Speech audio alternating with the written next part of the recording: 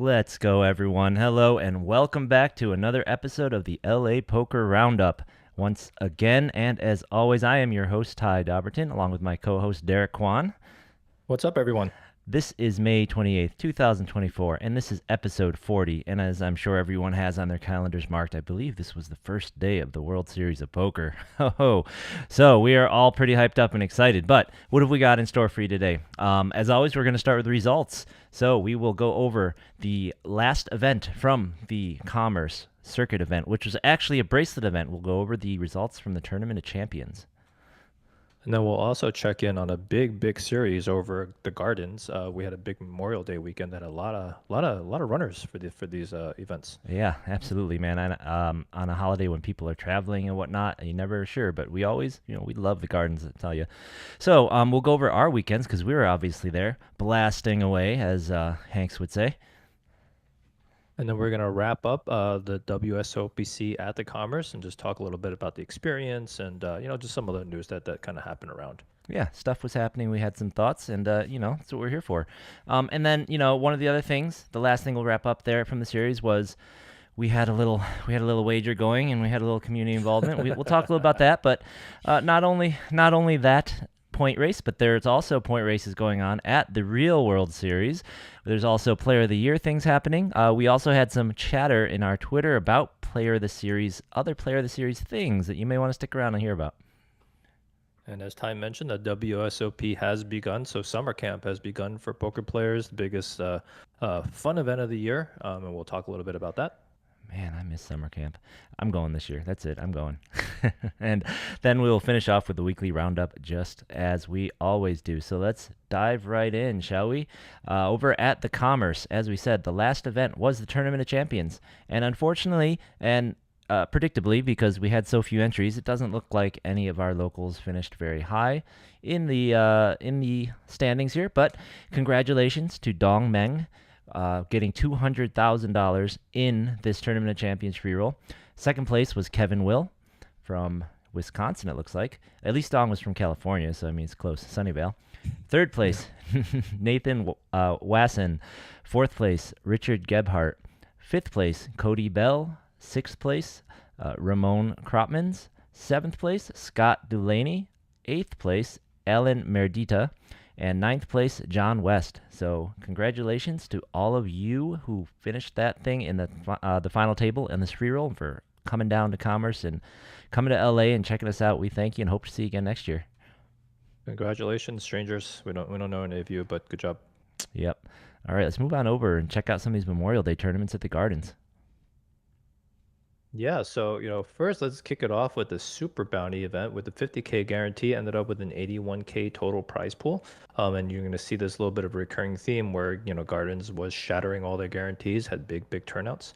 So for this event, it looks like we had a five-way chop with Rodolfo Almost taking first place, Kevin Fan taking second place, Hector Alvarez Aldana third place, Felipe Arovalo Milana taking fourth place, Bryson Oles taking fifth, Jackie Lee taking sixth, Hardman Damien taking seventh, Edward Ho taking eighth, and Charles Reeves taking ninth. And also some other notables that finished is we had Albin Bello in 19th, we had Mike Escandiari in 22nd, and then our very own Larry Cerebrani taking 25th. So congratulations to everyone. Yep. And they have a picture here of Rodolfo. I played with him a little bit on one of the day 1As that I played for the main event this weekend. Nice guy, really nice guy, fun to play with. Congratulations again, Rodolfo. Yeah, good job, buddy.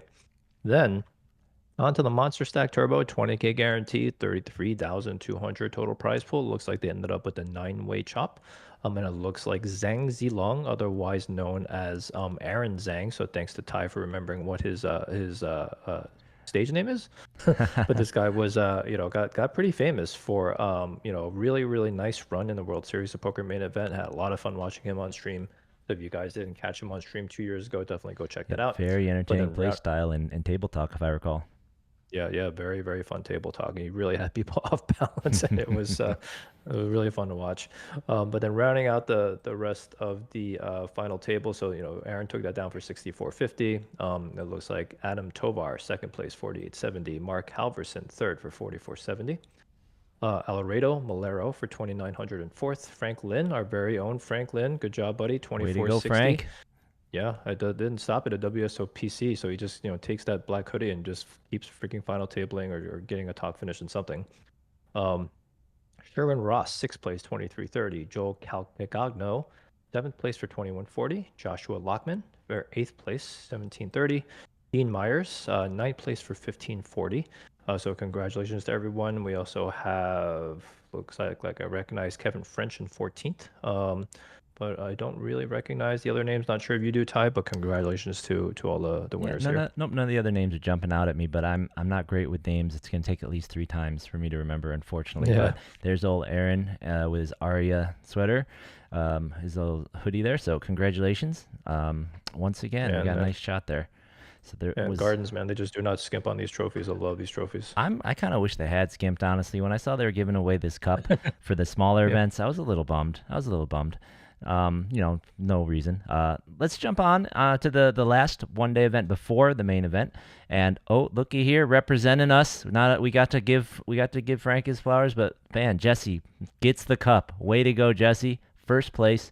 Final 3 players chopped in this event, and Jesse took home over $8,000 in the LA Poker Roundup white hoodie. Good job, Jesse. And also, I think he's wearing his new hats that he also gave me and Ty some LA Poker Roundup hats, which we love. Yeah. But congrats to Jesse, and you keep riding that gray hoodie all the way to a bracelet this year, buddy. Absolutely. I mean, that thing is absolute gold, especially at the Gardens. And, just taking a look at this final table here that Jesse was at, we had some notable locals, whatnot. I know I played with this guy. I don't know his name. Like I said, I'm not great with names, but I played with this guy next to Jesse, I think twice on my day 1C or D or whatever. And then that, correct me if I'm wrong, he always has a mask on, but I think that's Jackie Lee again right over here, whose name you just read off, sitting there. Oh, yeah. Yep. And then next to him is Thu. So those are some fellas that we recognize and that we will be mentioning again. But Jackie's having one heck of a series just over this week at the Gardens, I tell you what.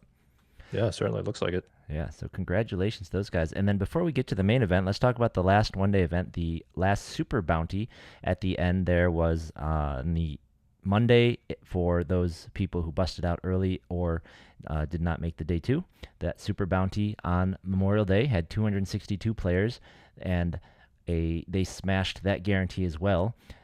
Fong Chao took the top prize even after how many chops was this? They chopped this thing up. 6 people chopped, and he still got over 21K for his first prize. That is a nice payday. No kidding. Yeah, they destroyed that guarantee. And this was a super bounty. So once again, once they got in the money, all the bounties were worth 1K.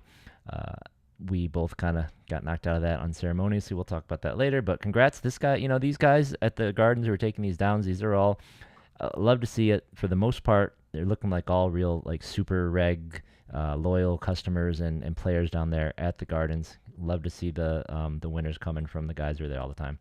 So let's get to the main event here.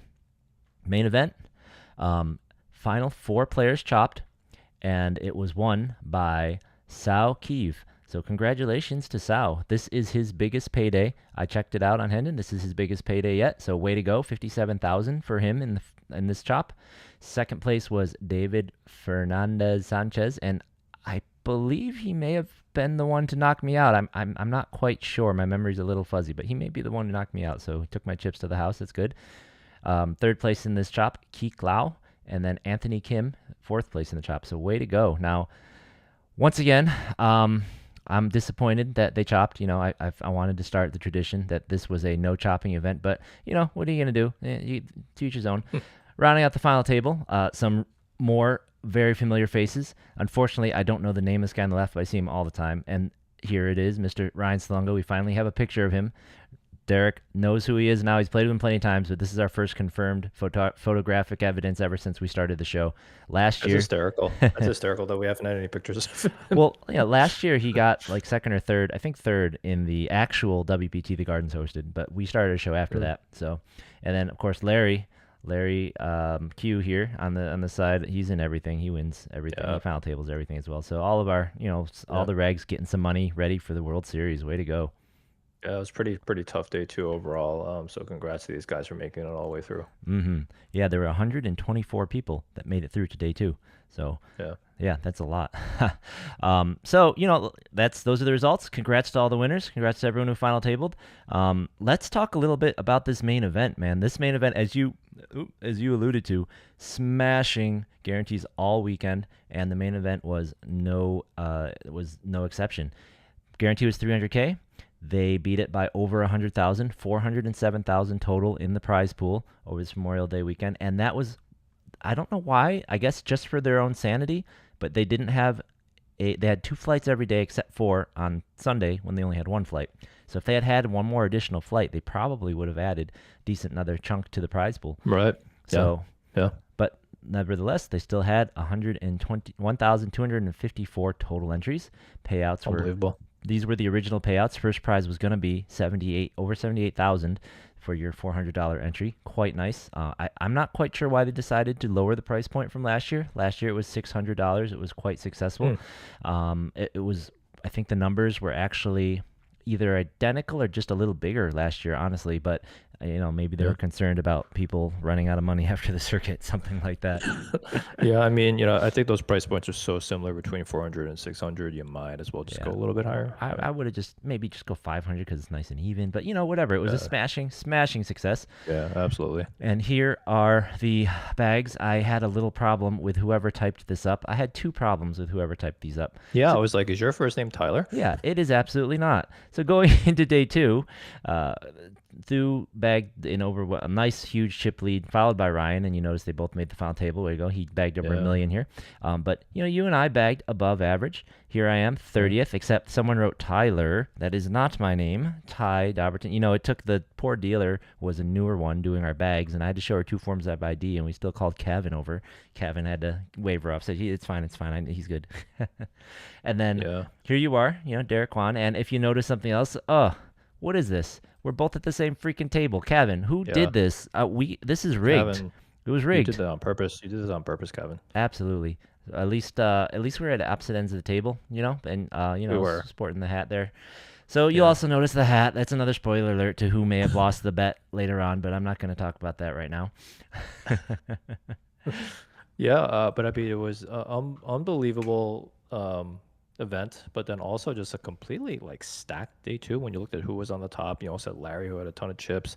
No, it was Thu who had a ton of chips. Larry did also have a ton of chips. So people who bagged huge stacks, right? I mean, it's just like a who's who of all of the people who are constantly cashing and final tabling things, right? Thu, Ryan Salonga.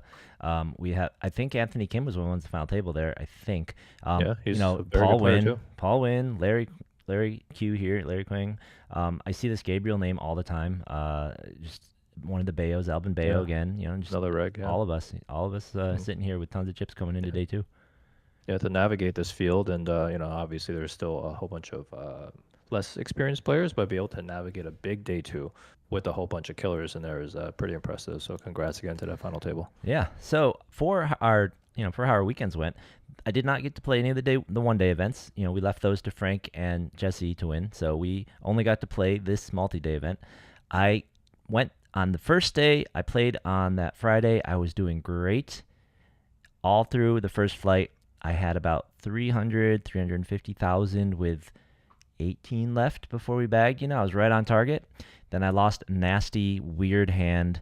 I had to overpair. Someone was making strange bets and then rivered a set, and I lost half my stack. Oh my gosh. And then, I got kind of back up to 200K when we were maybe 8 away, and then I got moved over next to Paul, next to good old Fuck. He had a lot of chips already had about 600K, and we got blind versus blind. I made he housed me. He really he worked me in a hand and took half my chips again, and then I just lost a flip. So that was it. I did not bag on day 1A. If this is kind of like, I think this might be if there was a better bagging bonus, if this had been like the bike or something, I probably would have just started tightening up because I knew there were more flights to just get a small bag to keep playing. But since there wasn't, I was, just playing it normal, totally okay with taking the flips, going for chips. And I like that. Like in my mind, how it should be, man. Yeah, in my mind, that's the way it should be, because if there was a bagging bonus, I would have just been playing to suck some money out of the pool, which is good for me. But I really think it's better for everyone just to be playing all the time to be trying to get your chips, right? Yeah, I honestly just almost like breathe a sigh of relief when I just see a traditional poker tournament on the schedule these days where Yeah. I'm just like, oh, we just have like an intact prize pool on day two where I was gonna play some poker, and no Mm-hmm. incentives to do, like any nitty stuff. So Yep. that's yeah, The only thing you got for bagging again was the min cash that your stack that you lost would have gotten. yeah, So it really wasn't yeah. wasn't worth it. So I did not bag then. Then the second day, the day 1B, you joined the field and so did Frank, right? So we all were playing along there. My day 1B first bullet went awful. I don't think anything happened, but this is when you and Frank entered the picture. Why don't you take over here? Yeah. So actually, I did play day 1A. Oh, that's right. You did. You did. Yeah, Sorry. but You weren't there long, if luckily, I recall, though, right? Is yeah, that? luckily it was a quick end. Yeah. I didn't have to suffer all the way to the end thinking I was gonna bag a big chip stack and then like get Yep. snapped, smashed in the face by some bad luck. That's right. I remember Um, now. Yep. I blocked it out because you were like snap snap like dang it, I and then was and you're just out. Yeah, I mean, day A, 1A was very extreme run bad. But it was again just fast, like fast, fast, fast. Bam, killed me 3 times and I was out of there. I was like, yeah, it's fine. Yeah. I mean, It's if gonna you're get my gonna coffee. lose, you might as well lose right away, right? Yeah. Yeah, it was nice. I was actually gonna get home a little bit early and just gonna hang out with Lisa and stuff. But then I played day 1B. And this was like Sunrun territory. Actually, for the first third of the day, nothing happened, and then I just went complete Sunrun territory, like flopping sets and trips against kings and just doing all this crazy stuff. But then when we got down to, I guess like around like maybe 10-15 from the money, I went a little bit card dead, and I started losing a couple of chips here and there, and I chipped down from actually like 450 down to where I was like 380, where I ended up like bagging. So then day two was pretty awful. You were there for my day two. I mean, obviously I was playing a little bit aggressive, but Hold on, overall hold like on. nothing too crazy. Let's pause on the day two. Since we're at the same table, we'll trade stories. Oh yeah, yeah, Yeah. Let me make day two first. yeah. Um, Okay, okay. so you and Frank both bagged up on day 1B. So my day 1B, the first flight, awful, terrible. Then I entered the afternoon flight. It was basically more pain, just kind of sitting there. Actually, on my first, so it was funny. My second flight, all of you have played with me in a tournament early. You know I like to do this thing. I like to kind of fake straddle in the early rounds. So on my day 1B flight, I just busted from the other flight. I'm ready to go. I'm all amped up and ready to gamble. So I got to the new table. I bet dark under the gun. I think the blinds were 200, 300. I bet like 800 under the gun in the dark. Got a couple calls. I looked down. I got 6-7 offsuit. Flops a nice 7-7-10. All right. Make some big bets. Get some calls. The turn's a 9. No. Yeah, the turn's a 9. No, the turn is an 8. So it's 7-7-8-10. All right, let's go. Let's bet. Bet. River bets. You get jammed on. So I busted that second bullet in one hand. They hit the gut shot on the turn. I was out. Bam. That's brutal. Yep. And then bam, instantly right back in. Sit down at my next table. Second bullet of the second play of that day. Sit down under the gun. Raise under the gun again. Couple calls. 4 calls, in fact. I looked down. Now the blinds are a little bigger, so this one was like I think the blinds are 400 now, so I raised to 1100 under the gun dark. Everyone, 4 calls. I look down. Aces. So sick. Nice. So sick. So flop comes out, totally disconnected. I bet like pot, everyone folds. I show I'm like, man, I flopped trips. I got busted. I bet dark again. I get aces. I shouldn't look at another hand the entire freaking flight, the entire time. So yeah, that was a wild table, man. All the I actually really enjoy playing these day ones at the Gardens. The only thing that sucks is when I'm having too much fun, I tend to not, something happens, I don't bag like that first day.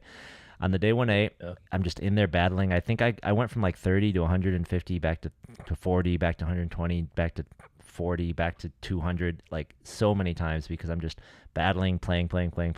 And this one was same. There's so many wild players, so much crazy play. I got it up. I built up an okay stack, and then this flight was kind of lame. I just went card dead. My wife Emily came by. You and Frank had just bagged, so you were coming Remember? over and Yeah. gloating, and Emily came to watch, and I just couldn't basically from the moment you guys bagged or a little before then on, I just didn't get dealt a hand, so it was just blinding down, dying. Yeah. I was railing you and just Yep. watching you fold, There's fold, just fold. I nothing was to like, wow, do. it's Yeah. very strange. And then of course I finally get a hand.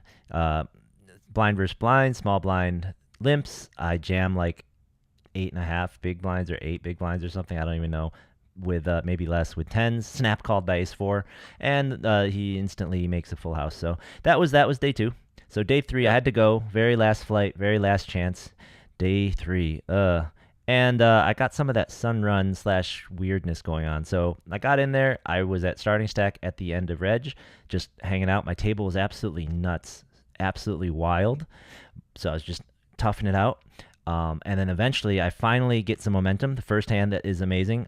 There's a jam, another jam. I look down at queens. Thank you. Triple up practically. So now I'm at 100K. Get moved to another table, hit a couple more hands, and then this wacky hand happens. This is why the gardens is just like put your solvers away, right? Throw your solvers in the garbage. Don't even try to play GTO. This is why and when people ask like if I'm playing GTO or not, it's like why would I ever play GTO in LA? I have it's the same situation as before. We're like 18 to 20 away from bagging maybe. I've got 350K. Most of the table is lower, but there's a couple guys with decent stacks, and one of them happens to be straight to my right. New player comes to the table. He opens. He's got about, I don't know, 160K. He opens. The next guy thinks for a minute, flats. And the guy to my right here, he's got about 280K, right? And 300 is average. So, guy flats. I look down at kings. Awesome. Make a decent 3-bet. I think it was like open to probably 9 or 10,000 call, then I make it like 40 or something. I don't know. I make it 35. Maybe it was like an 11 open and I made it 40. So goes around. First guy tanks. He folds. Second guy calls pretty fast after that. Flop comes out. I think I told you, what was it? It was like 8 high or something. Flop was like 8-3-2 or something. And the guy just snap jams all in. Like the second the flop hit the table, he goes all in. And he's got 250 left. He's got like 240 left. Pot's like 90 or something, and he's just like the second the dealer like puts like let's go of the flop, he's like all in. And I beat him into the pot. And he's got pocket fives. He has pocket fives. I'm just like I didn't know what happened. And I think the turn was like a 7 to give me there's like some gut shot sweat or something, but luckily that didn't happen. So yeah, at that point, now I've got like 650, 700K. I'm like, all right, I'm going to bag the chip lead. I'm going to get that million like Thu got. But unlucky for me, I really didn't win a hand after that. So I just kind of had my 700 and then I blinded down to 400 and bagged up for the day. So it's good though. You know, it's just wild out there, guys. Just wear your helmets when you go to play out there, especially at the gardens. Yeah, that fives hand is so like indicative of probably like some of the big errors that people make. And a lot of times when you're just running into people that just doing crazy stuff and they keep getting lucky and they keep getting away with it, most of the time actually if you follow them around, the result is going to be what happened with ties, that they're just really just going to punt, right? Unfortunately, it seems like they're never punting to you and you're punting to them instead. But most of the time they're going to be doing something silly like that, like just like 3-4xing the pot for absolutely no reason with a bluff, right? Yeah, with a very good stack and close to bagging. It was so crazy. I couldn't understand. Anyways, so then we see our result. We see our thing, the table draws, and I text Derek. I'm like, guess what? We're at the same table. LOL. Haha. At least I had more chips than him. Yeah. So we get there. It's fun getting our pictures. Like I said, I had to convince the dealer that was really me. And yeah. So day 2, right? So from my point of view, we were basically on opposite sides of the table, and it was not planned. Somewhat part of and it wasn't planned. It's just the strategy I was going at with after like one orbit of seeing the table was simply try and steal the blinds from the tight players at the table, and you were the one not tight player at the table. So basically what happened was anytime everyone folded to me, I would try and play against the 3 guys to my left, and then Derek was the 4th guy to my left. So when he was in the blind, well, I didn't try to steal unless I had a good hand, which was almost never that day. And then from that point on, he would only play. It seemed like he only got hands to play when I was not in the blinds. So it was basically me battling from the blinds with the guys to my right, and me stealing the blinds to the guys to my left. And the same for you, it seemed like, except we had mixed results, right?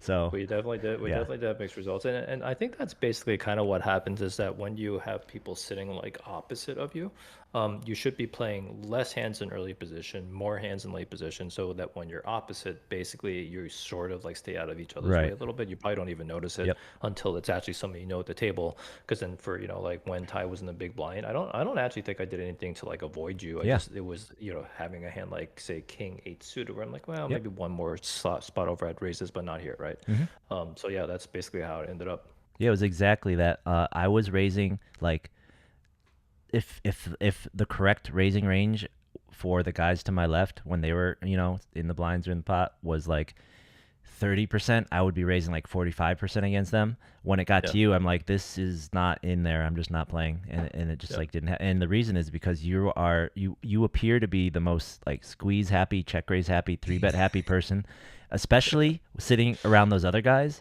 You yeah. seemed I like an was. absolute maniac compared to the other people at the Yeah, table. And the one time I raised your blind, you did squeeze, and I had to let go of. I think I had King Jack offsuit, and this guy flatted like on the button, and the guy who has only played kings and queens so far and raised them huge. So of course he doesn't have anything.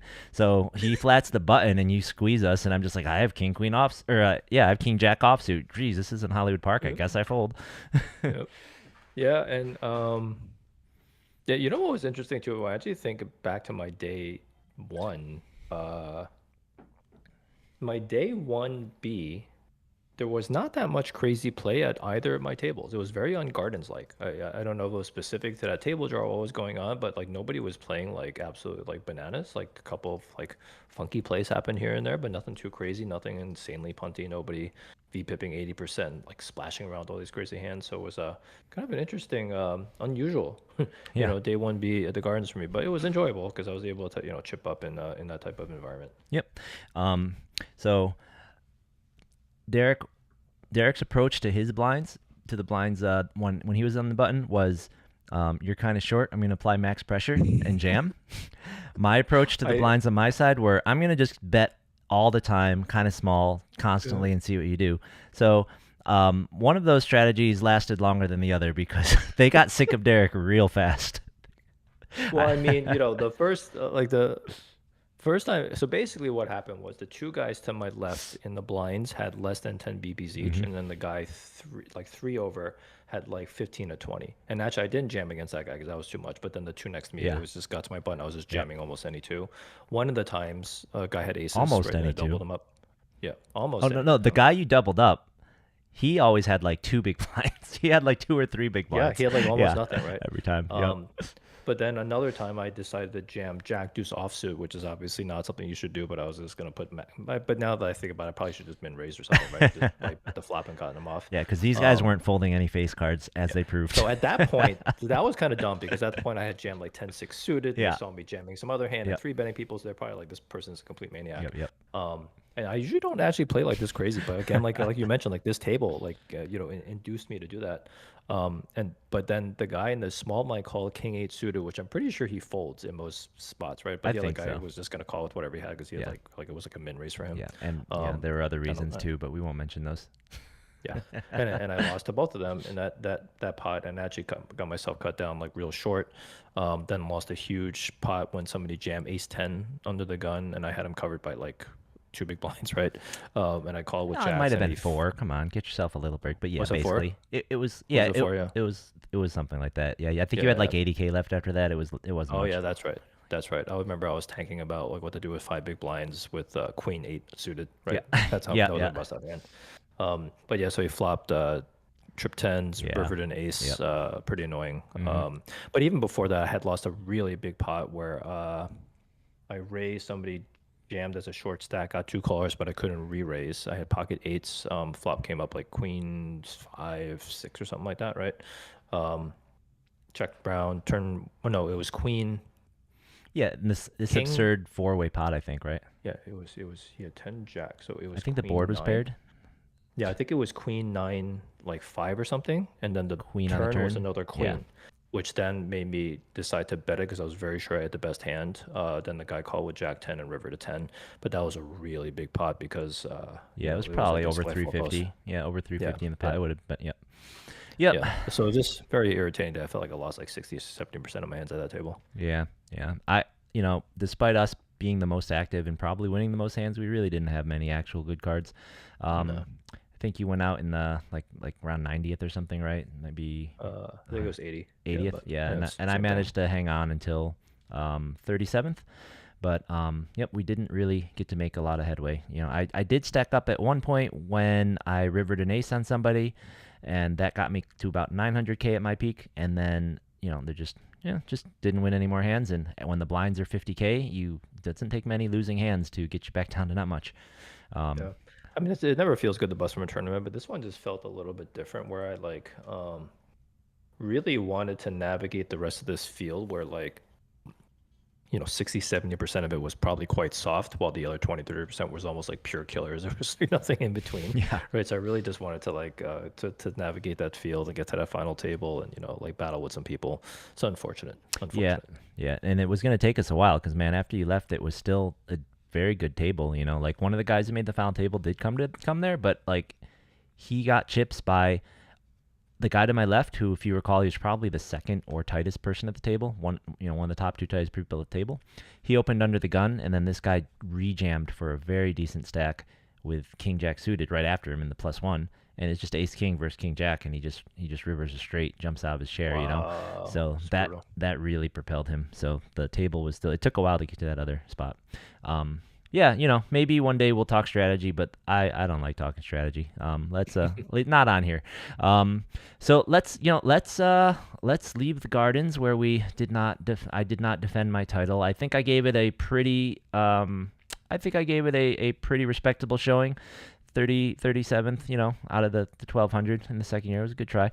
But let's head back to commerce, man. We have a lot to wrap up. There's some things finished up. We have some final thoughts. We have this article here about or interview with the main event champ.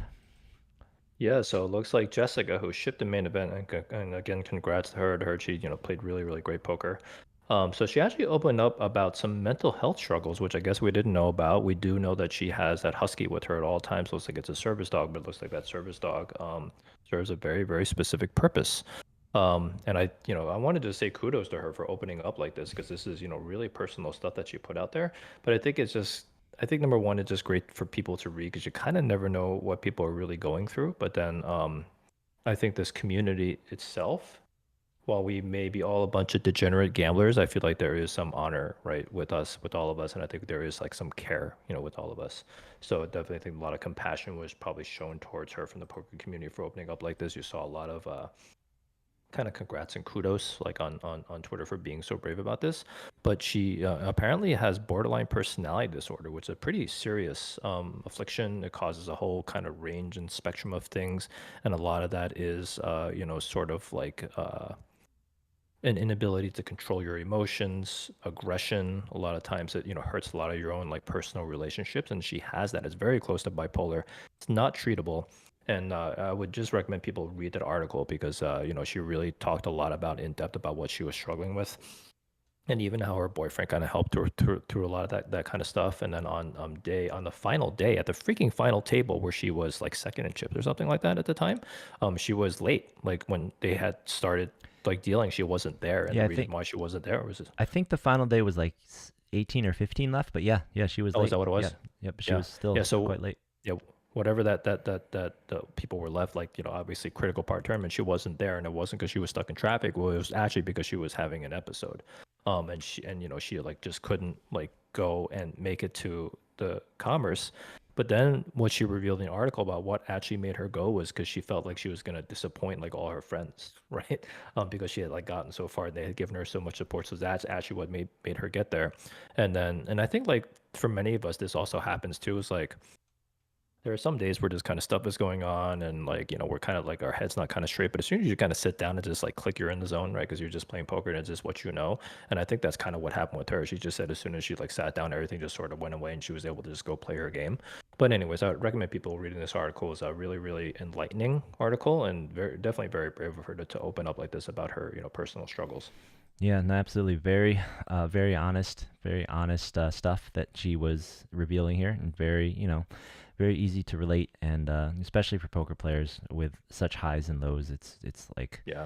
just so easy to to relate to some of the things that she's saying at some Right. level. So Yeah, I can't actually imagine doing this with BPD. To tell you the truth, like I don't know how she does it. right. I'm barely able to handle it with just non BPD.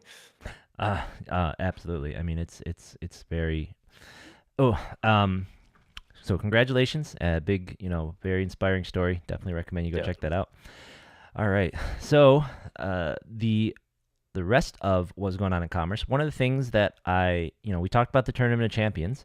I kind of wanted to point out, I saw some numbers. I think the prior year they had over 700 people in the Tournament of Champions when it was in Vegas, and I believe that we had 550 something, right? So numbers did go down.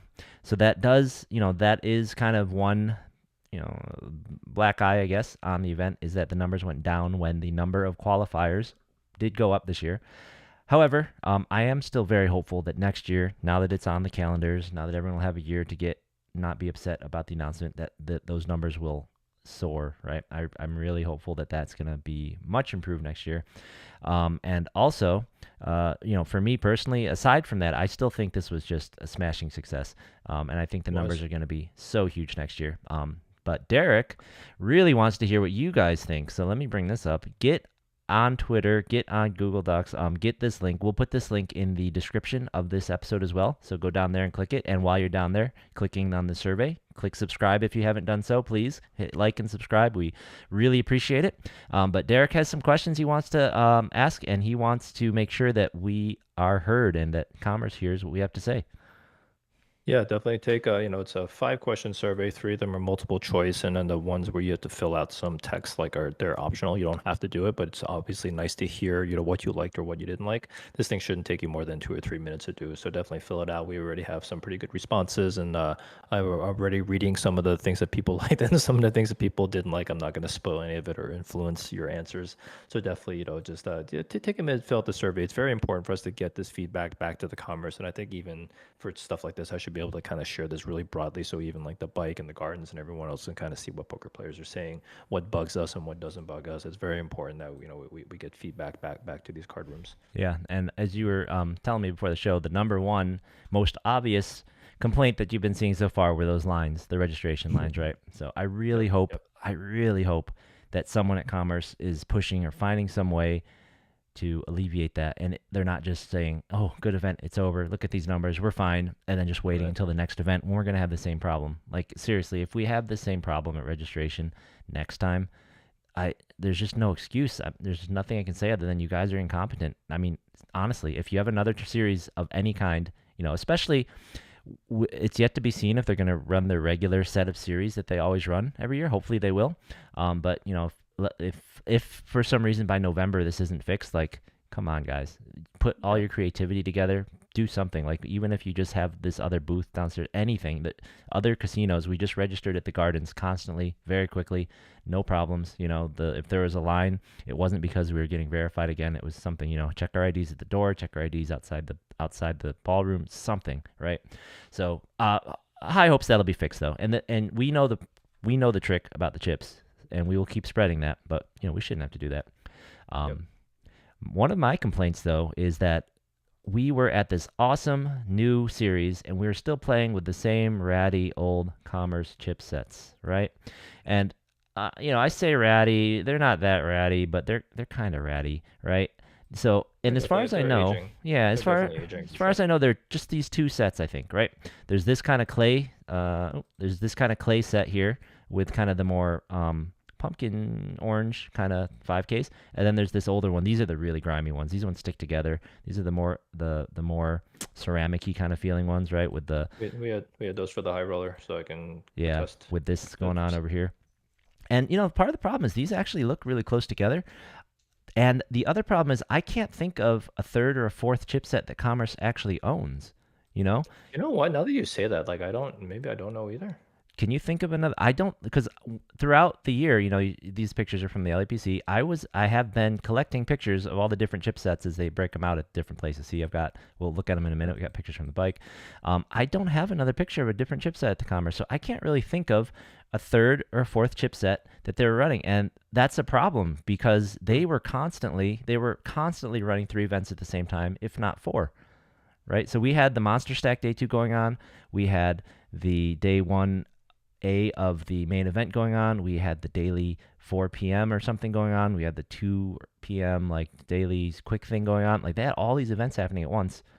And it looked like, I didn't grab some chips and like compare them or take pictures, but it really looked like some of these events had the same chipsets. So Yeah, I think you might be right. Like I just never thought about it, but that's right. And obviously, it's very bad to be running two events next to each other with the same yeah, chipset. Yeah. especially if they have a huge disparity in buying or importance. We're sitting over Hmm. there playing the day two of the Monster Stack.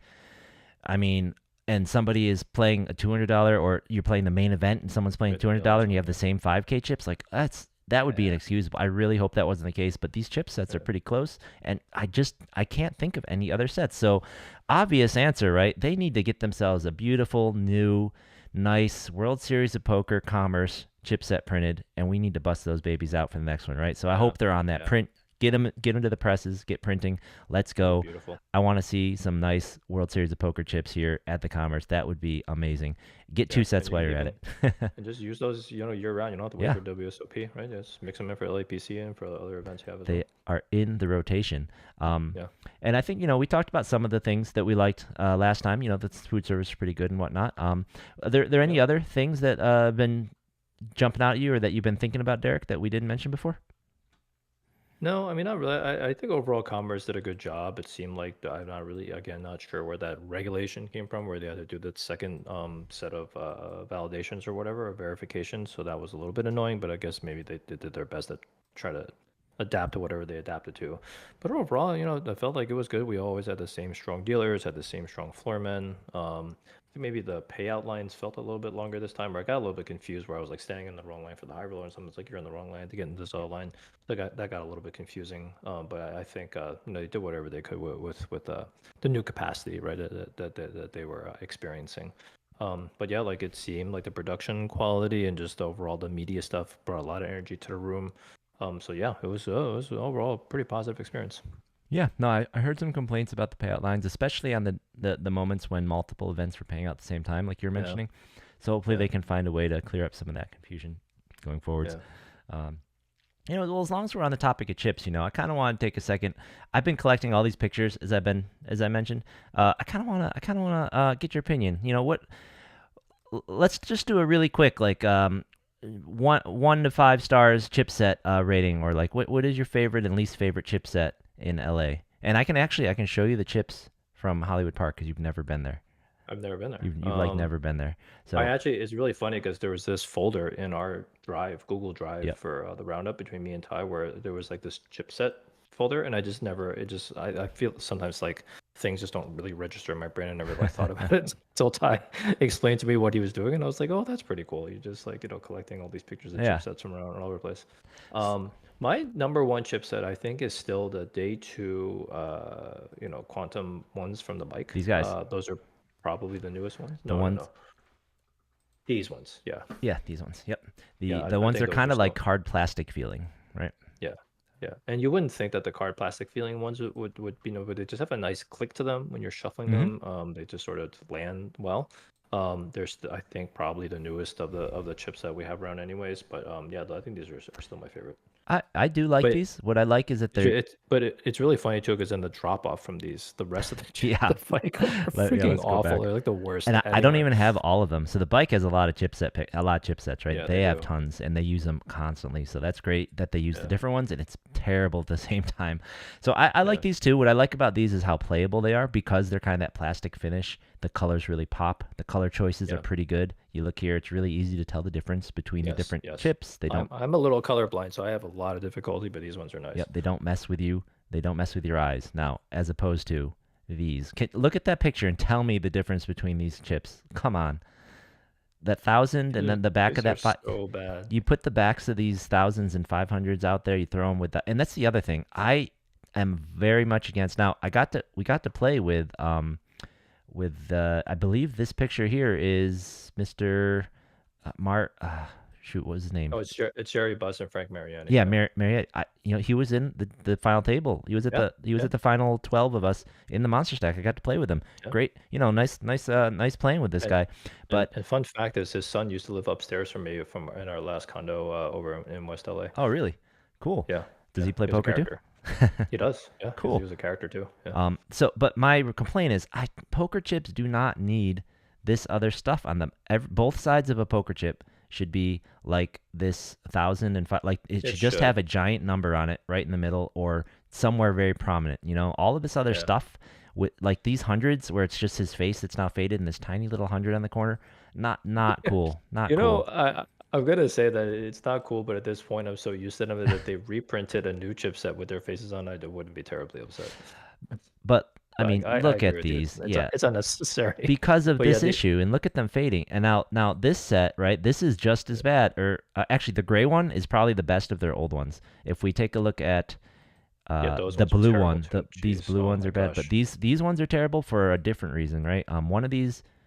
One of these is really bad because the black ones looks just like, Like the yeah. yeah. So blue ones not good. The gray ones not great. Yeah, these are Like, so old, and man. that Like you got to replace these. yeah, yeah. I think that's what it is. There's the gray, yeah. So these gray ones just look like, honestly, the gray ones. So this is actually a pretty good set of ones that I grabbed. The ones that are faded, the gray ones look Yeah. like the hundreds, which is Right. crazy. Right. It's Yeah. crazy. And then I mean, the brown ones here are just ugly. These are just ugly. Yeah, those are terrible. They're It's just, and they're it's dirty.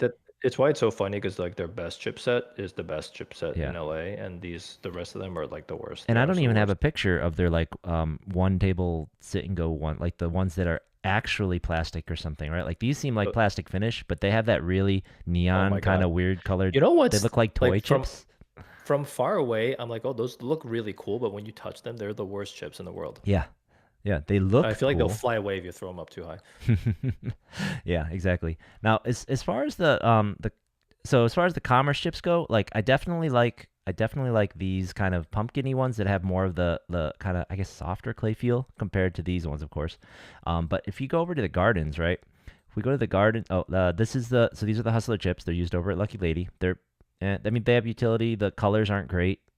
It would be nice to have Whoa, something. those look like the ones that you get like in college, Yeah, college chips. right. Yep. But they have the numbers. The print isn't easy to see. The some of the colors are a little close together for the colorblind. Um, Maybe maybe it's interesting just to see like a single color chip. I don't yeah. really see that I anymore. mean, they work. It's okay. Some, as you can kind of tell in here, though. I mean, honestly, some of the 5,000s are kind of close to the felt, depending on what the lighting's like, and Oh then my gosh. right. So not amazing, like very average. It's kind of like dead middle average, right? This is the Hollywood Park set. I actually do like their bold colors. However, it's strange. This is the set where the the dots on the side make them hard to see. When you're looking at them from the side, it's so distracting the way they have the Oh my dots. God. That's crazy. Look at that. Yeah, It's like a chaos. It's like a exactly. So some sort of art. so from the top, it's all right. Like if they were new, because they're kind of faded and getting run down and rubbed down, they're all right. They have the big numbers. They're very different colors, right? They're very Yeah, distinct. because you got some with like a super thick Yep. design and some are super thin, so they Yep. just look all And chaotic. yep, when you look at it from the side, it's so chaotic you can't count them. Like honestly, It when you actually have a looks like five stack, different chipsets. It looks like yeah, five different chipsets put together. I can't tell you the number of times someone has a stack of like 11 or 12 or 13 of one, just one chip. And when Uh, you look at it, it looks like the chips are splitting in half and they have half chips there and they have, it that's looks like funny. they have a stack of 10 looks like, or a stack of 20 looks like a stack of 23. It's crazy what it does with your eyes, and it's Yeah, even worse when you mix them all up. It just looks like some kind of like modern right. art mess. Yeah, It's it's like a just, modern art, like yeah. yeah, it's like somebody's throwing paint Yep. So on that's a cylinder or something. that's a major problem there. Now the gardens though, I think the gardens obviously in my mind highest overall quality between the So sets over the sets. Scala in the chat is also saying gardens for sure, but I don't know. Yeah. But you keep going. You Oh keep going. yeah, yeah. So I'm saying like overall quality. So like there, I could definitely see, especially if you get a nice clean stack of 20 there of the bikes, day two chips being super nice. But overall, like if you just average all the chips at a place, I like the gardens, and these are nice. These ones with the nice taxi cab hundreds, and these are Yeah. nice Yeah. and uniform. Doesn't kill your eyes. You can tell them apart. Yep. Great. And then the same here. I kind of Yeah. wish that That's their nice. orange ones had a different offset color. That pink's kind of hurts my eyes, but they're very distinct. They're very clean. They're very consistent with the other ones as far as they riffle nice. I think that overall quality Gardens is solid. Um, I so agree with that. I think overall you can feel the quality of chips at the gardens. The color schemes are very nice. mhm. for whatever reason, they are very slippery. So when I stack them in a stack of like when I do like my little tower, I literally just feel like if I just touch it, it's just gonna spill over the place, right? So I don't actually stack my chips like that high at the garden specifically for that purpose. They're just very slippery. I don't know. That is true. They are a little. Maybe they actually clean them. I don't know. It could be. Yeah, Apparently, they used to have green that's anti-chips. yeah. So that's the way to do it. Is just never clean it like the bike and the Commerce, and they just stick Oh together. yeah, yeah. Then you have to be careful when you bet that they don't stick together and you bet too much. Right. That's true. Yeah. So the reason I kind of bring that up and do that is best chips, best chipset. Man, these are kind of fun little things to argue about, or kind of fun little things to bring up. And the World Series being what it is, kind of puts a little bit of a lull in the LA schedule. I think we were talking over, and what we are going to be doing in the coming months, probably in an episode near the end of the series, since the next really large series coming up in LA's looks like it'll probably be Legends in sometime later in July again. That's what this calendar usually looks like. So I'd say sometime around early July, we're going to do an LA Poker Best of LA award kind of thing. And I think we'll come up with the categories, and we'll put some polls out. So keep your eye on our social medias, follow us on Twitter. Make sure you keep an eye on, we'll keep bringing it up whenever we do this. Maybe we'll, since Derek likes to do these Google things, maybe we'll put all of our categories on one Google sheet and we'll keep linking it so you guys can continue to, you can get your votes in there. And we're still working on the categories, but some early thoughts. Obviously we'll just have like a best overall or like a favorite place, we'll have like maybe a best tournament director vote. Maybe this one would be harder, but maybe you'll start collecting names in the future. You could nominate someone to be best dealer, and if we get a couple names over and over again, we'll put a couple of them up for vote, maybe. Oh yeah. Or best floor man, maybe, for same kind of thing. If you guys want to nominate, we'll put up some Twitter polls like, hey, nominate, and we'll collect names. We'll get some people up. Who has the best tournament room environment, right? The best kind of ambiance, so to speak. Maybe who has the best food. What was the best series in LA this year? What was the best single event tournament of the year? That kind of stuff. It's got the best floor man too. Yep. Best dealer, best TD, best floor. Yep. So all this kind of stuff. So if you have some good ideas for what we could use for categories that aren't mentioned, toss them in the comments, toss them in the chat, hit us up on Twitter. We'll be putting this together in the next couple weeks, and we'll be getting our polls out. I think that the way we'll probably do it is it will be our choices, but we'll be heavily, heavily influenced by the polls and what you guys say. So if you guys, if there's an overwhelming winner, that's definitely the winner. And if it's kind of close, we'll just sort of cast our tiebreakers, Best field reporter. All right, Frank, we'll keep that one in mind. Best field reporter. But yeah, so and any place in town that runs tournaments will be eligible. So like we're talking Commerce, we're talking the Bike, the Gardens, Lucky Lady, Hollywood Park. Those are, as far as I know, the only casinos running tournaments in town. So keep your eye out for that. That is something we have in store for you guys and for the community, and hopefully that's something we can get excited about. We'll see if it starts taking off. We'll try and grow it, right? So. Elton's saying best Pokemon, but I feel like there's only one Pokemon. No, there's actually several Pokemon. Really? Yeah, I was at a table. The other day. I've seen someone with the Chari, and in fact, an Alti is starting to whip out the Squirtle for her day twos. And nice. I played with the Snorlax the other day, weren't you? Didn't you see the guy with the Snorlax? And there's somebody, there's a guy with the Snorlax. Played with him twice the other day. I missed it. Yeah, and then there's a fella. If I don't think he gets in the tournament streets, but Wolfgang plays in LA a lot. He's got that mud kit. And there's a couple more. There's several. But I feel like that would be a little biased poll, but that's okay. Yeah. That's all right. Don't want Bulby to get a big head. So yeah, keep an eye out for that. It's gonna be great. All right. So, and speaking of best ofs, right? Everyone likes to win a race. Everyone likes to win a contest. We'll get this picture out of the way real quick. We've talked about it. I'm wearing the hat right now. I love Derek. I outlasted him though, so that's fine.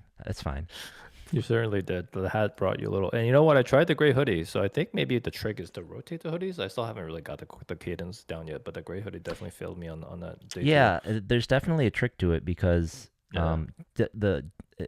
Jesse almost never wore the hoodie at the circuit, so it's hard to see. He was wearing that other shirt almost the whole time. So I was gonna say that the hoodie didn't work for him at the circuit, but he never wore it. So maybe you have to let it rest.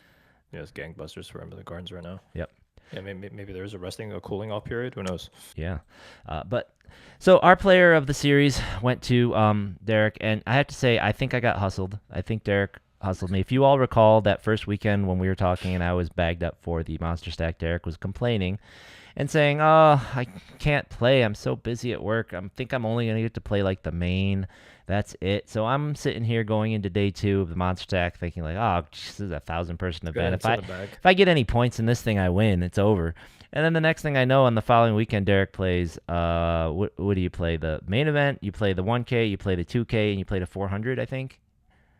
Did I play 400 at the end? Oh, no. I think it was just those three. I'm Yeah. just pretty sure you played at least Yeah. 4, if not 5 events to my 1 after that. So Yeah. I feel like I got cheated. I feel like I got hustled there because I was kicking back and relaxing, and the next thing I know, Derek's like, "Oh, I got ninth. Oh, I got 27th," and I look at this little sheet, and how convenient. You have to get exactly 27th to get points. Yeah. Would I have actually beaten you without that 27? Because I forgot what happened on the I'm not ninth of the sure. of a 1K field versus a Well, 10th. according to what you wrote initially, right? I think it was only a 50% multiplier for over 500 field, Right. which isn't enough. So that would have got me, I think, 9 points. So it depends on how many points you get Yeah. between I think a tenth I and a think nine. ninth. I think 9 was a significant jump because it hit final table, but I Yeah, don't I remember think if so it was more too, than that. Yeah. Yeah. which is annoying. But Yeah. but an interesting thing about the thread, and props. Let's give props to everyone else who was in the thread, throwing out the results. Obviously, we talked about the great series Frank was having, and Rob Gill had a great series. He was popping into that thread as well. Yeah. Obviously, Kathy won the ring, so she would have won by your system almost for sure, because getting a ring got you 80 points, and Hmm. I don't think Rob got top 3. Just right, he got several tables. I don't think he got top. If he got second, maybe he beat her. But other than that, I'm pretty sure she wins according to your system. But Yeah. in this thread, and we talked about this before as well. We were introduced to Mr. Sandusky here, and he's got this other Player of the Year scoring. And by his Player of the Year scoring, I'm not sure if I can find it quickly enough, but by his Player of the Year scoring, Rob actually just slightly edges out Frank for the Player of the Year by his system. And we by first glance of his system, we thought it was a really cool system, really good looking system, and we will be trying to meet up with him out there in Vegas when we're there for the World Series, and more cool stuff for the LA community. Hopefully, people get excited about it. We have plans now, no promises yet, but we have plans to try and get a LA Player of the Year going. So Yeah. that would be freaking awesome, I think, because man, who doesn't want to know, and who doesn't want to know who's the king of LA, right? I mean, maybe we'll Right. use a different word, we'll brand it, but it's gonna be sweet. And my thinking is the center of the poker world every year is the World Series, and that is when we kind of stop having series in LA. So we will have our season start kind of basically the exact same time frame as the World Series poker circuit season, and it'll be kind of that same kind of thing.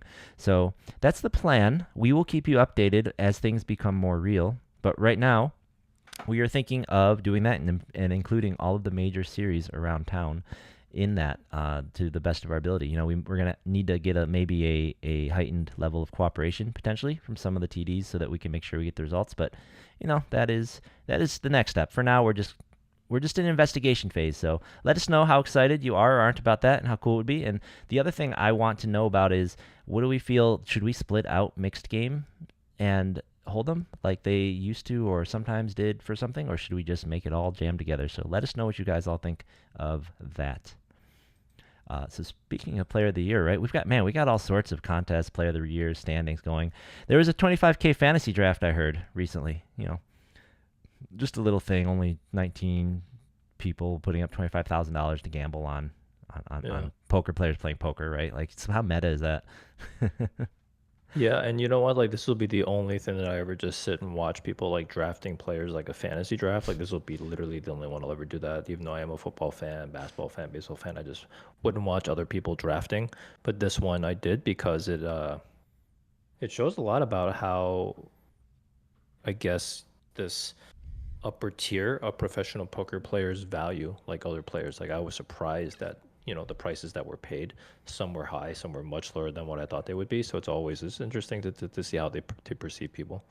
Yeah, and even though we don't get a chance to participate in that because it's a bit out of our price range, and fantasy just takes way too much time, we did manage to find our own little side gamble on that. So thank you, Frank. Frank, best Yeah, field thanks, reporter, Frank. set up a side hustle for us. So we have a little bit of a side gamble where we didn't draft teams, or rather, we didn't draft our own teams, but we drafted the teams who drafted teams.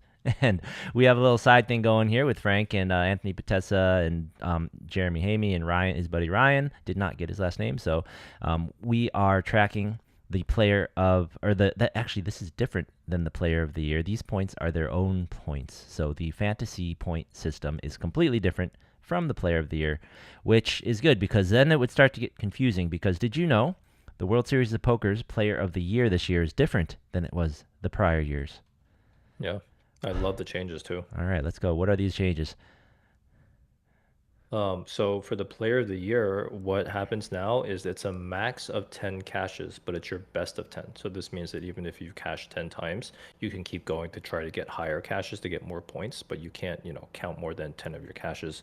There's also a min where you have to at least do min of 5 caches to even qualify, which I heard some people disagreeing with, but I feel like a player of the year is about consistency over a series. So I do think some sort of floor is probably necessary. But yeah, those are the kind of the big changes. Also, they only count one online score. It's your best online score, so that people were complaining about all the online kind of tournaments and rings and bracelets flying around. Now you only count one of them. So I think the changes were all pretty positive, and I think they feel much more in the spirit of what a player of the year should be. Yeah, I never tracked the race very closely before. I just knew that, Negreanu and Deeb basically tried to enter every single tournament in order to do Yeah. it. So Yep. I didn't follow it that closely to see how big of an impact like those long tails that some people had on it. I guess the biggest complaints would be if there were years where someone wins like 2 bracelets and has a decent handful of other showings, right? And is just not even Yeah. in contention for player of the year against people who Right. like maybe Right. someone who never finished higher than fifth but got like 3 final tables and then just entered Right. everything, right? So It actually just makes, it makes the player of the year achievable for people who can't grind an entire like schedule, while at the same time doesn't punish the people who do grind the entire schedule, because you can keep scoring higher, right? And you're still going to get a better chance of like, making it. And I think the one thing I really like is that it disincentivizes like people um, just like max late regging and trying to squeak in a min cash just to get a couple of points for play of the year, right? That almost kind of defeats it. It feels like you're gaming like the system. You know what I mean? yeah, So yeah. I really do like these changes Yep. a lot. Because if you play that much, your min caches aren't going to even get registered on you because you already have other things. So it's not Right. going to matter. Right. Yep. Yep. Yeah. You've got to finish well. And yep. I like it too because it really lets someone come in and have a Cinderella season. And if you're going to describe their series as Cinderella, they probably weren't a Deeb who plays every single event every time, right? It's someone Right. who came in for 3 weeks total out of the, how many weeks is it? Like 7 or something? Yeah. Who comes in for like 3 out of the 7 weeks and just spikes 2 or like wins 1, final tables 1 and makes another deep run, right? And Yeah. they have a real shot. So that's great. It's definitely great. I like those changes a lot. Um, Whoa, one other thing I wanted to mention. I didn't have time to. Maybe we will in the future. I was seeing in the chat, though, it's really neat that there are some people from LA that are draftable in the 25K draft and in the, Yeah. what is it, the ODB side draft. I forget the full name of it, but the other draft. So that's cool. So shout out to all those people. Aside from the ones you would expect, like Maria Ho, you can also draft Craig Chait. So Yeah. Nice, Craig. yeah, and if you know That's any awesome. other locals that are draftable, that is cool. Shout it out in the chat. Let us know. Those were the ones that kind of stuck out. Obviously the big names from around here, but like it's cool. We see Craig coming to all the mixed games. He tries to go to he's often at the ones at the bike and all the other mixed games around. So way to go. It's cool to see our folks breaking out. And I saw, strangely enough, this shocked me to the core, a Commerce Poker Pro on one of those 25K teams. Oh yeah. That Yeah, was crazy. yeah, I believe it's I still don't know what happened there, Xander but Kayablu is on one of the teams, so I don't know he's a mixed game player, but he has not played much lately. So maybe he's gonna put in a full schedule this year. Let's see. So good luck to him. Let's see what happens with that. So let's go. Let's go Commerce Pros. Um, All right. So those are all the player of the years. Those are all the point systems. Those are all the things happening at the World Series that the guys can chase. But it was the first day, and with the first day comes a lot of kind of first day jitters, a lot of first day stuff, right? So I just want to take a second to give a shout out to my buddy Dennis Valles. First time World Series of Poker dealer this year. He's a pretty good dealer. He deals a lot of home games and is in there playing a lot of tournaments, so he knows how things go. So he's going to be a pretty solid dealer when you see him at your table. Say hi. If you're an LA Nice. guy, let him know. Let him know.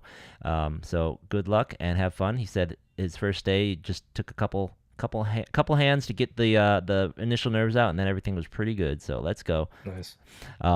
So awesome, and also he's out there with his girlfriend, whose name you would also recognize, Rachel Jacopuzzi from the Pocket Queens.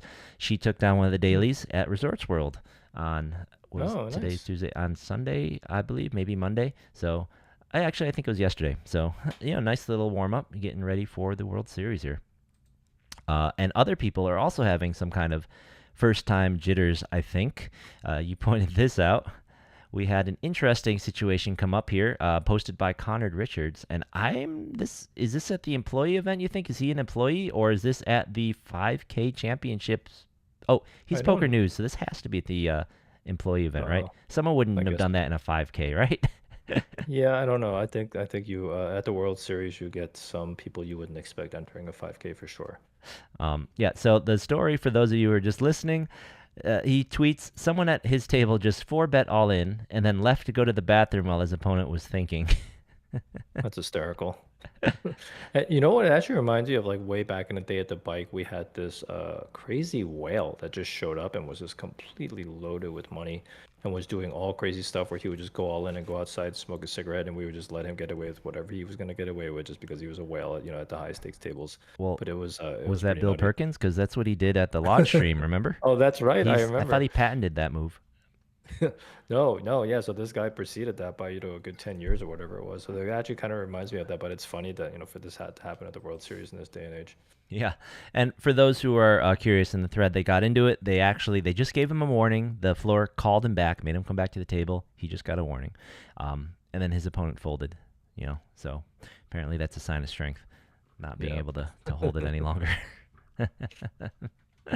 um, but yep, so that kicked off today. They had the employees tournament going, and they had the champions 5K, where another funny hand happened. Apparently, I think you sent me that story. Was it Huck Seed on the very first hand? Just very first hand off the deck, rips Oh it yeah, all in.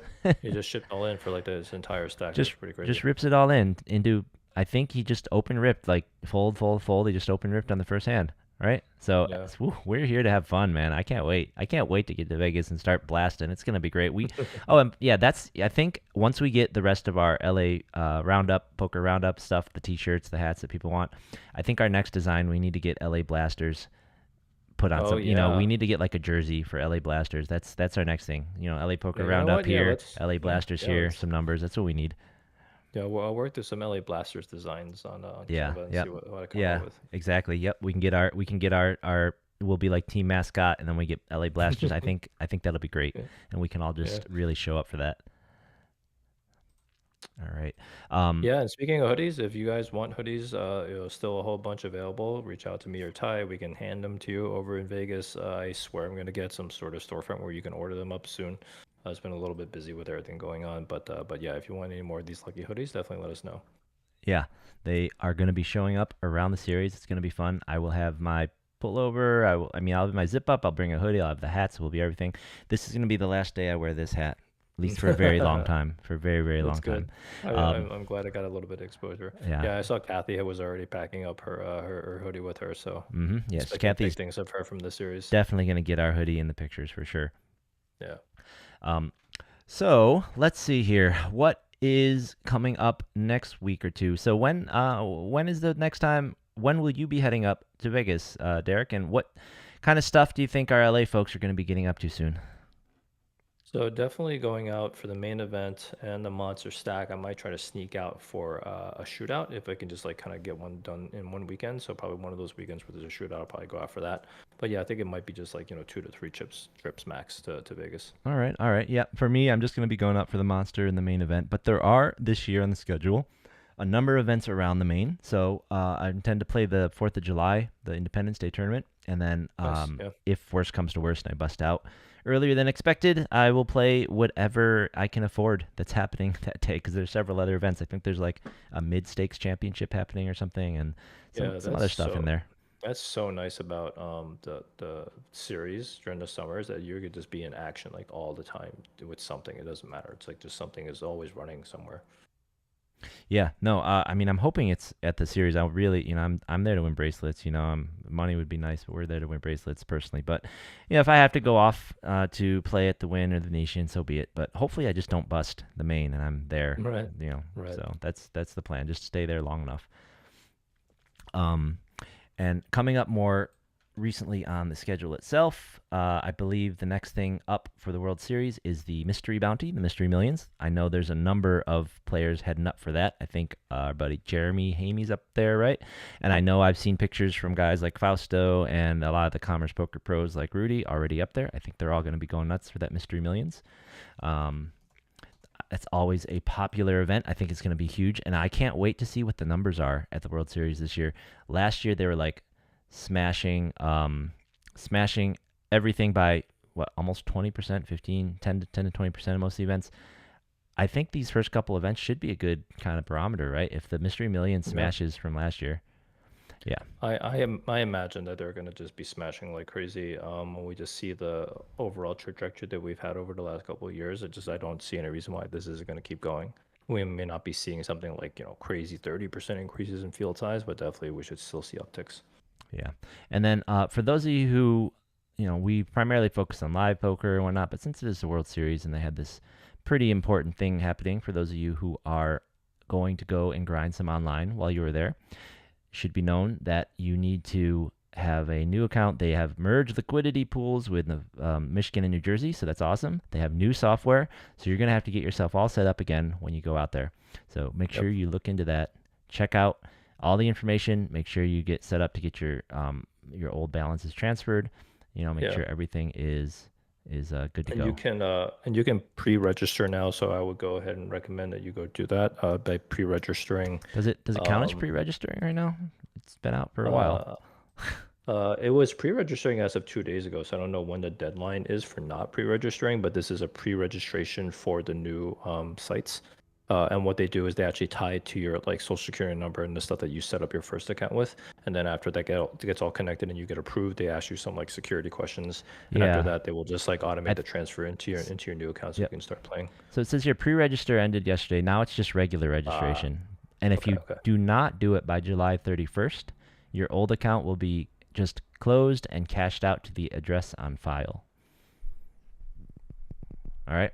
So if you have something on money in Yeah, there and you're not going to be getting over there, make sure your address is correct because yeah. otherwise you're in trouble. Yeah, Eh, I would just go ahead and just create a new account, get a transfer, because if you're gonna just be over there playing, you can. And also you can always withdraw even when you're like you just can't play in the client, but you can log into the client from out of state and withdraw and put money in there if you wanted to. Oh, okay. Cool. Did not know that. Yep. Like I Yeah. said, I won't have any of these problems because I had no account on the old client. And if you have any more Um, questions, just ask Elton in the chat. He's been grinding the new client for weeks, or for days, whatever. What's it been? One day he's been probably playing 10 hours on there.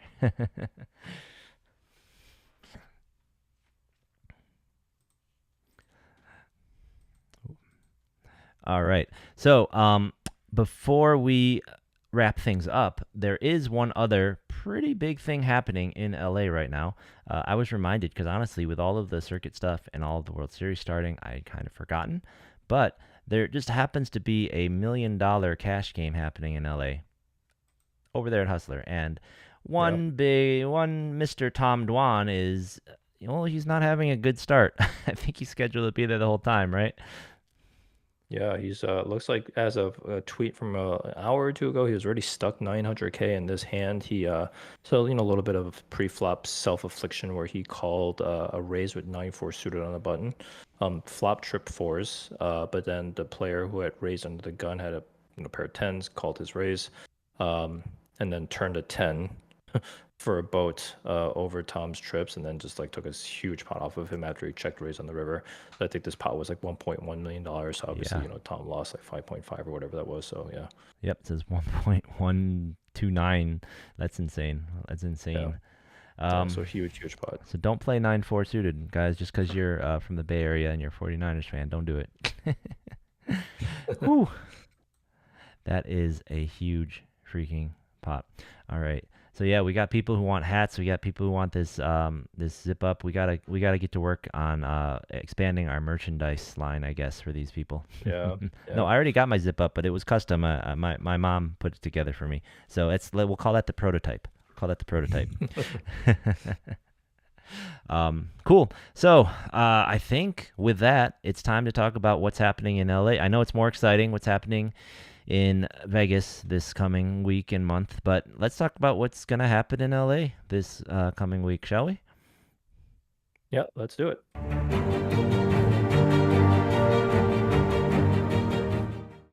All right. This week in LA, fear not if you are stuck here and you can't go to Vegas. There is still a series happening. The Lucky Lady is having a rare series. It is their summer kickoff, and it starts this Friday, May 31st. And we quickly mentioned this last week. This is a series really targeted at the folks who where going the World Series is kind of out of their price range or playing those bigger events. These are all smaller buy-in events, but the main event of this is a 100K guarantee. So they are not all tiny events. So this is definitely going to be fun for the folks who are here and definitely recommend checking this out. So right this weekend, they have one-day events happening. Friday, they have a 20K guarantee for 200, which is, it's double their regular daily guarantee. And then Saturday, they have a $30,000 guarantee for 250. So by the numbers, it's pretty good value. And once again, the tournaments over there are typically like 150 and 100 and a 10K guarantee-ish. So this is pretty nice. Oh, and thank you very much for Real Talks. He or she said they like the black hats and that they gave us a sub, so appreciate it. And then on Sunday they have a they have a bounty, $100 bounty tournament with 15K guaranteed there. And then some other events during the week, including a multi-day event with 50K guarantee that will wrap up on Saturday of next week. The main event will happen the week of the Monster Stack, so the week of with day 2 happening on the 16th of the month, and that's a 100K guarantee with a $235 buy-in. So check all that stuff out. Derek just had balloons on his side. I wish Yeah. I had. What the heck was that? Yeah, I wish I had not been on the schedule so we could have seen that. How did we do that? I don't know. All right. Anyways, so that is happening at the Lucky Lady. So the Lucky Lady is it's a very small, cozy room.